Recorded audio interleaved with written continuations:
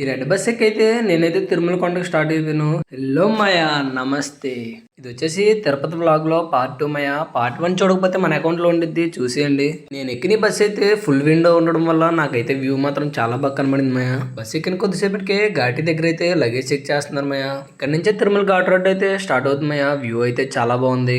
ఒక 50 minutes ఘాటిలో journey చేసిన తర్వాత తిరుమల అయితే చేరుకున్నాం మాయా. తిరుమల బస్ దిగిన తర్వాత అయితే నేనైతే మా కాలేజ్ ఫ్రెండ్ కలిసా. ఇంకా వాడితో పాటు అయితే నేను కూడా టిఫిన్ చేశాను అనమాట.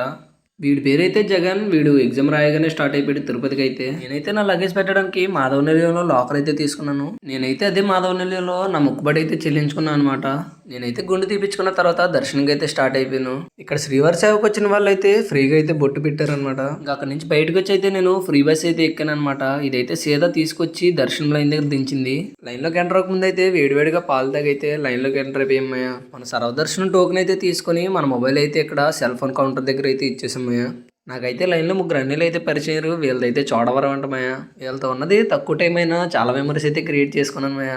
కంపార్ట్మెంట్ నుంచి ఎగ్జిట్ అయ్యి స్వామివారి ఊరేగింపు ఉందంటే దర్శనం చేసుకుని మళ్ళీ రీఎంట్రీ అయితే అయ్యాము. మార్నింగ్ 10 గంటలకైతే కంపార్ట్మెంట్లోకి ఎంటర్ అయితే 11 గంటలకైతే ఆ పెద్ద అయిన దర్శనం అయితే అయింది.